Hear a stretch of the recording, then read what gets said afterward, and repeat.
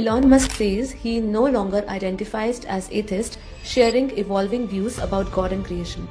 तो Elon Musk जी कह रहे हैं, उनका कहना है कि अब वे खुद को नास्तिक नहीं मानते हैं, बल्कि ईश्वर और सृष्टि के बारे में उनके विचार बदल रहे हैं। गॉड और क्रिएशन को लेकर मेरी अंडरस्टैंडिंग इवॉल्व हो रही है, मतलब वो भी अब इवॉल्व हो रहे हैं, उनकी भी समझ बढ़ रही है। कॉस्मिक ऑर्डर है, कुछ इंटेलिजेंट डिजाइन है, या जिसको वो कॉस्मिक कॉन्शियस क्रिएशन कह रहे हैं। कॉन्शियस क्रिएशन मतलब जब हम कहते हैं शिव की इतनी सारी क्रिएशन है, इस ब्रह्मांड का मालिक अगर शिव ब्रह्म को मानते हैं तो उसकी भी रचना है, तो उसकी ही रचना इस ब्रह्मांड में है, तो उसकी कॉन्शियस क्रिएशन की यहाँ बात कर रहे हैं, हाई इंटेलिजेंस की बात कर रहे हैं। बिग बैंग से पहले क्या था, लॉ ऑफ फिजिक्स क्या था, किसने सेट किया था, कॉन्शियसनेस सिर्फ ब्रेन का एक प्रोडक्ट है या कुछ और है। जब वो देखते हैं कि galaxy, black hole, cosmic laws को नजरअंदाज नहीं किया जा सकता, उसको बहुत नजदीक से जब समझता है तो उनका अहंकार टूट जाता है। एक समझ आता है कि जब मन कहता है कि यह सब संयोग नहीं हो सकता है।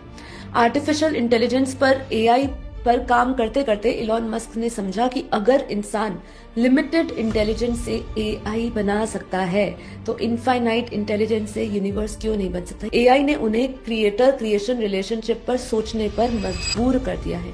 इलॉन मस्क भी मानते हैं कि कॉन्शियसनेस फिजिक्स से बाहर की चीज लगती है, यह सिर्फ एक केमिकल रिएक्शन नहीं हो सकता है, यही से परमात्मा या कुछ हायर कॉन्शियसनेस की बात शुरू होती है। कॉन्शियसनेस के रहस्य को जब वो बहुत ही बारीकी से सोचते हैं तो उनको साइंस भी फेल लगती है, कि जब साइंस एक्सट्रीम पर जाती है तो स्पिरिचुअलिटी की ओर कोई मुड़ता है, और जब स्पिरिचुअलिटी गहरी डीप में जाती है स्पिरिचुअलिटी, तो साइंस से डरती नहीं है।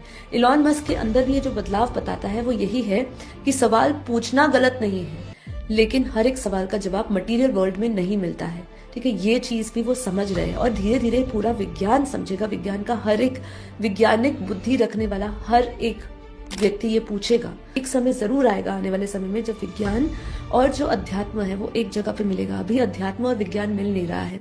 आने वाले समय में विज्ञान को, अध्यात्म की शक्ति को, परमात्मा की शक्ति को, जिसको वो नहीं मान रही, चाहे वो आत्मा का विषय हो, उस पर उनको भी ठप्पा लगाना पड़ेगा कि हाँ ये है, चाहे हम नहीं देख पा रहे हैं।